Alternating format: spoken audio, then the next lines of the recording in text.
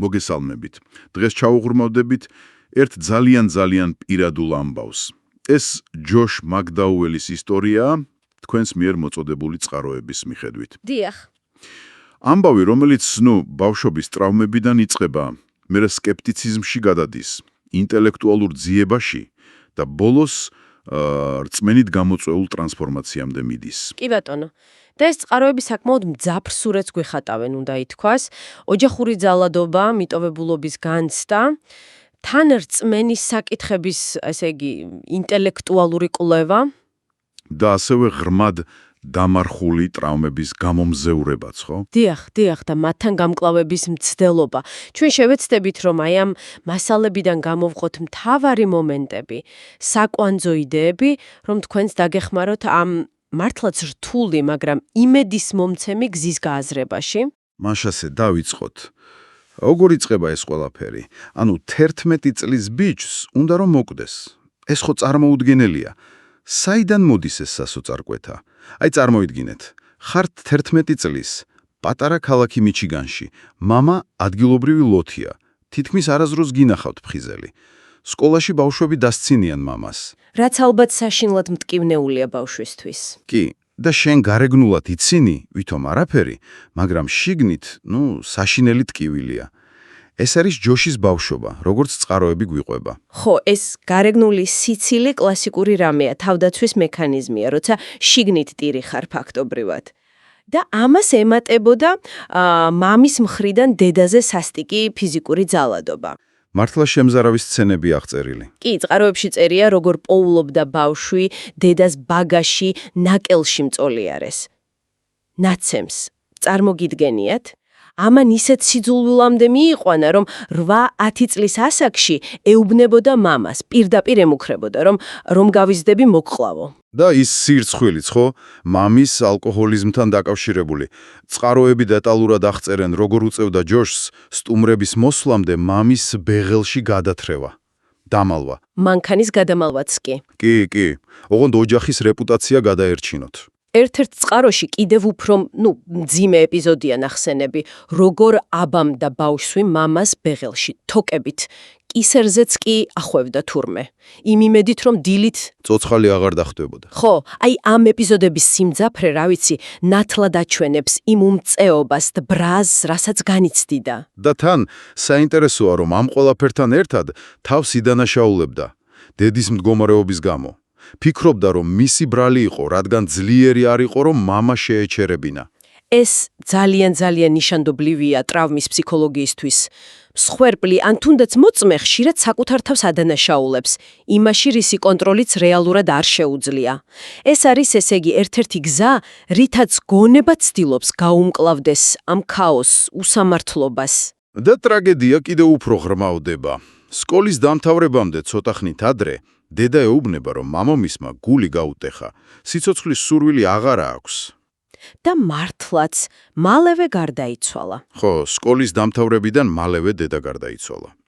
და ეს მომენტი წყაროებში აღწერილია, როგორც ჯოშის სიძულვილის პიკი მამის მიმართ. პირდაპირ ადანაშაულებს მას დედის სიკვდილში.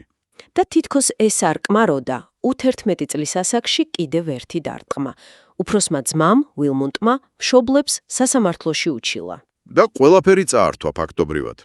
კი, კულმინაცია იყო სახლის გადატანის დღე, როცა ძმამ ადგილობრივი ფერმერები და ვაჭრები, ჯოშის მეგობრების მშობლებიც კი. მშობლების წინააღმდეგ გამოიყვანა, წარმოუდგენელია. დიახ. თავიდან ჯოშს ერგონა, რომ ეს საინტერესო იქნებოდა რაღაც სანახაობა, მაგრამ რომ დაინახა, როგორ ლანძღავდნენ მისი მეგობრების მშობლები მის მშობლებს, შოკში ჩავარდა. იმდენად, რომ მეხსიერების ნაწილი დაკარგა. ერთადერთი რაც ახსოვს, არის როგორ გარბოდა ტირილით ბეღლისკენ. იქ ბეღელში, სიმინდის საწყობში, ხო? კისრამდე ჩაეფლო სიმინდში და ილოცა, რომ მომკვდარიყო. წყაროები ხაზს უსვამენ მიტოვებულობის განცდას. 3 საათი არავინ ეძებდა, აი ეს არის მომენტი, სადაც ბავშვი თავს გრძნობს სრულიად მარტოსულად, უარყოფილად. არა მხოლოდ ოჯახისგან, არამედ მისი აღქმით ღმერთისგანაც კი. სწორედ ამ ბეღლიდან გამოსვლის შემდეგ იწყება, ესე იგი, ახალი ეტაპი. თითქმის 9 წელი მტრული დამოკიდებულება ნებისმიერი ქრისტიანის მიმართ. როგორ შეიცვალა ეს? კოლეჯში. იქ შეხვდა სტუდენტებისა და პროფესორების მცირე ჯგუფს, რომლებიც, სხვანაირები ჩანდნენ. მასზე განსაკუთრებული შთაბეჭდილება მოახდინა მათმა გულწრფელმა სიყვარულმა, ერთმანეთის და სხვების მიმართ. თვისება, რომელიც მას აკლდა. დიახ, როგორც თავად აღიარებს წყაროებში, ძალიან აკლდა და სურდა.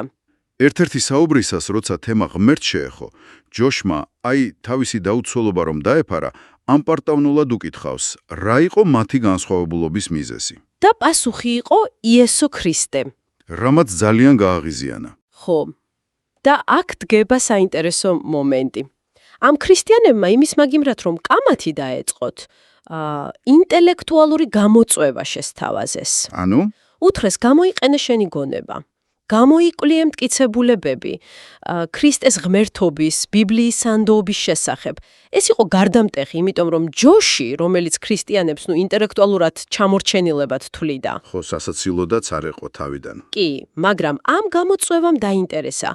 თუმცა თავდაპირველი მიზანი სულ სხვა იყო. დიახ, მან მიიღო ეს გამოწვევა ოღონდ არა იმიტომ, რომ სიმართლე ეპოვა, არამედ იმისთვის, რომ დაეწერა წიგნი ქრისტიანობის წინააღმდეგ, დაემტკიცებინა, რომ ეს ყველაფერი სიყალბეა და დაეცინა მათთვის. მოკლედ დაიწყო კვლევა. იმოგზაურა ევროპაში, ინგლისში, გერმანიაში, მუშაობდა ბიბლიოთეკებში, აგროვებდა მასალებს და ერთ საღამოს ლონდონის ბიბლიოთეკაში მივიდა დასკვნამდე, რომელმაც თავადაც გააკვირვა. ეს სიმართლეა. რას გულისხმობდა? ეს უკვე რწმენის აღიარება იყო. არა. იმ მომენტში ეს იყო წმინდა ინტელექტუალური დასკვნა, როგორც ის თავად ხსნის ამას. მან დაასკვნა ორი რამ. პირველი, ახალი აღთქმის ტექსტი, რომელიც ჩვენ გვაქვს ისტორიულად სანდოა, ანუ არ შეცვლილა მნიშვნელოვნად. გასაგებია. და მეორე, ისტორიულად, რაც ამ ტექსტში წერია, ნამდვილად მოხდა. ანუ იესომ ნამდვილად თქვა და გააკეთა ის, რაც იქ წერია. მაგრამ ამ დროს მას ჯერ კიდევ არ სჯეროდა, რომ რაც იესომ თქვა იყო ჭეშმარიტება თავისთავად. ეს მნიშვნელოვანი ნიუანსია მის გზაზე. გასაგებია, ანუ ინტელექტუალურად დარწმუნდა ისტორიულ ფაქტებში, მაგრამ ჯერ მორწმუნე არ იყო. როგორ გადაიდგა შემდეგი ნაბიჯი? ამ აღმოჩენამ მოსვენება დაუკარგა. აშშში დაბრუნდა და მუდმივ შინაგან ბრძოლაში იყო. საბოლოოდ 19 დეკემბერს საღამოს გადაწყვიტა, რომ გამოეცადა ეს ყველაფერი. ანუ ილოცა. დიახ, წყაროების მიხედვით ილოცა 4 ძირითადი რამ, რამაც, მისი თქმით, მისი ცხოვრება შეცვალა. კონკრეტულად რა იყო ეს 4 რამ? პირველი, მადლიერება. იმის გააზრება, რომ ქრისტიანული სწავლებით იესო მისთვისაც მოკვდებოდა, თუნდაც ერთადერთი ადამიანი ყოფილიყო დედამიწაზე. ეს მისთვის ძალიან მნიშვნელოვანი აღმოჩნდა. მეორე, ცოდვების მიტევების თხოვნა. ლოგიკურია თუ ბიბლიის სანდოობა აღიარა. დიახ, ლოგიკურად მიიღო ბიბლიური კონცეფცია ცოდვის შესახებ და ითხოვა პატიება. იესოს მსხვერპლის საფუძველზე. მესამე და მეოთხე. მესამე იყო ქრისტეს მიღება მხსნელად და უფლად. არა როგორც რაღაც ფორმალური აქტი, არამედ როგორც პირადი გადაწყვეტილება. ერთ-ერთ ბიბლიურ მუხლზე დაყრდნობით, რომელიც ამბობს, რომ ვინც იღებს მას, ღვთის შვილი ხდება. და მეოთხე, ისევ მადლიერება. და როგორი იყო მისი რეაქცია ამ ლოცვის შემდეგ? ეიფორია, სიხარული. ეგ არის საინტერესო, რომ არა, პირიქით, ფიზიკური გულისრევის შეგრძნება ჰქონდა. მართლა? რატო? ამის ორ მიზეზს ასახელებს თავად. პირველი, შიში, რომ ეს მხოლოდ ემოციური გადაწყვეტილება იყო, რაღაც მომენტალური სისუსტე, რომელსაც ინტელექტუალურად ინანებდა მერე. და მეორე, მეგობრების რეაქციის შიში. აქამდე ხომ დასცინოდა ქრისტიანებს. გასაგებია კი, განსაკუთრებით მისი წარსულიდან გამომდინარე. და როგორ დაიწყო რეალური ცვლილება, თუ ეს მხოლოდ შიში იყო? არა, წყაროების თანახმად მომდევნო 6-17 თვის განმავლობაში ცვლილებები იყო, დრამატული. ყველაზე თვალსაჩინო კი ალბათ მამის მიმართ დამოკიდებულების შეცვლა გახლდათ. სიძულვილი. ხო, ის წლების განმავლობაში დაგროვილი სიძულვილის ნაცვლად აღმოაჩინა, რომ მამას ეუბნებოდა მიყვარხარ. რაც თავად მასაც აშინებდა, ხო? როგორც მახსოვს წყაროებიდან, არ უნდოდა იმ კაცის შეყვარება, ვისაც დედის სიკვდილში სდებდა ბრალს. დიახ. დიახ. და სწორედ ეს იყო მისთვის ერთ-ერთი მთავარი მტკიცებულება, რომ ცვლილება რეალური იყო. უნარი გიყვარდეს ის, ვისი სიძულვილიც ფაქტობრივად არჩეული ჰქონდა. ეს მისთვის იმის ნიშანი იყო, რომ რაღაც გარეგანი ძალა მოქმედებდა მასში. შემდეგ იყო ის ავტოავარია და საავადმყოფოში მამასთან შეხვედრის ეპიზოდი. ძალიან ემოციურია წყაროებში. მამა ფხიზელი იყო და ტიროდა, რაც ჯოშს არასდროს ენახა მანამდე. ხო, მხოლოდ ბრაზი ენახა. და სწორედ მაშინ დაუსვა მამამ კითხვა. შვილო, როგორ შეგიძლია გიყვარდეს ასეთი მამა? და ჯოშის პასუხი იყო ფაქტობრივად თავისი რწმენის ახსნა. კი, უთხრა, რომ 6 თვის წინ მძდულდიო, მაგრამ იესო ქრისტეს შეცნობამ შემცვალაო და რომ ღმერთს შენთანაც უნდა ურთიერთობაო. ამ საუბრის შემდეგ მამამისმაც ირწმუნა. იქვე, შვილის საწოლთან. დიახ. და მისი ცხოვრებაც მყისიერად შეიცვალა. იმ დღესვე შეწყვიტა სმა, მართალია 14 თვეში გარდაიცვალა, ალკოჰოლიზმით დაზიანებული ორგანოების გამო, მაგრამ 14 თვე. მაგრამ ამ პერიოდში წყაროების მიხედვით მისმა შეცვლილმა ცხოვრებამ 100-ზე მეტი ადამიანი მიიყვანა ქრისტემდე.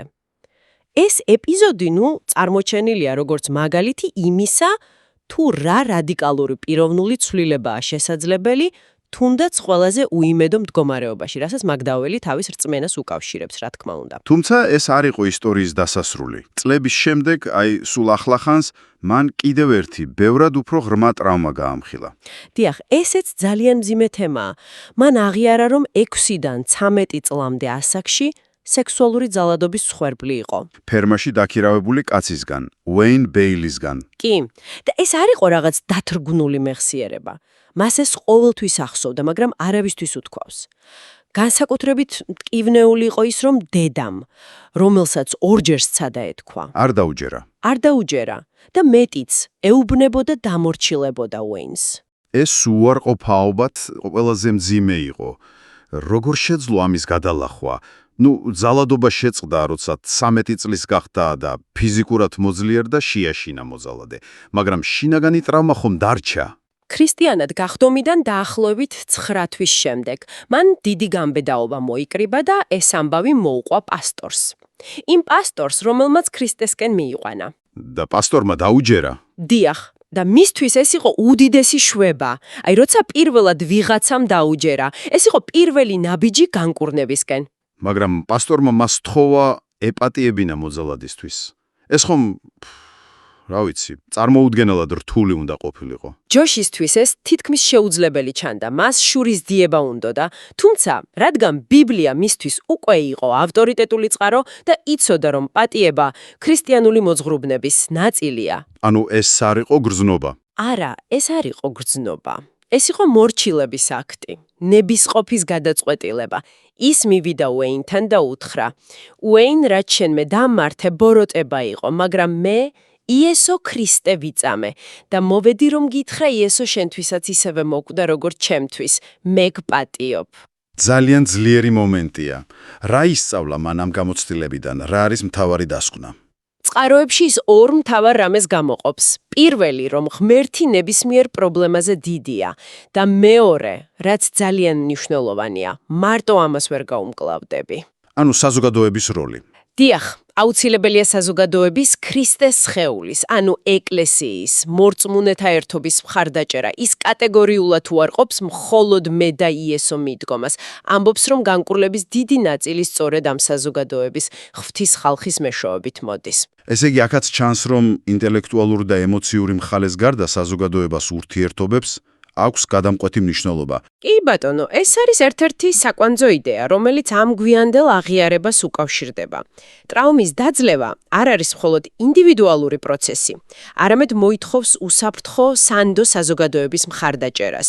ის ურჩევს კიდეც მსგავსი ტრავმის მქონე ადამიანებს იპოვონ ასეთი სანდო ადამიანი ეკლესიაში, გონიერი და პირის დამჭერი და დახმარებას თხოვონ.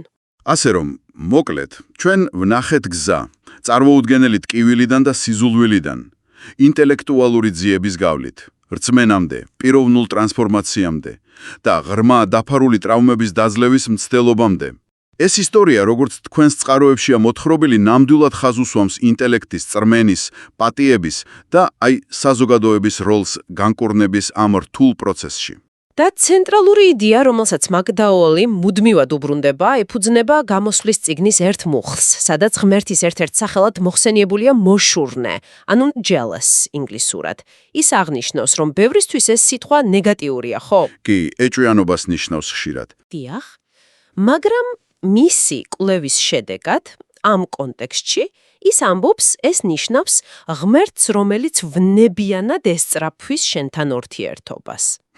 საინტერესო ინტერპრეტაცია. ხო, და სწორედ ეს ვნებიანი სიყვარული, რომელიც მან სხვების ცხოვრებაში დაინახა და მერე თავად გამოცადა, გახდა მისთვის მიმზიდველი ძალა. მადლობა ამ საინტერესო და, საკმაოდ მძიმე თემების განხილვისთვის.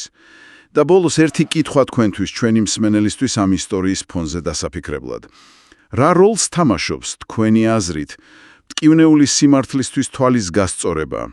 იქნება ეს ინტელექტუალური ჭეშმარიტება თუ პირადი ტრავმა, საკუთარი თავისა და სამყაროს შეცნობის და შესაძლოა განკურნების პროცესში?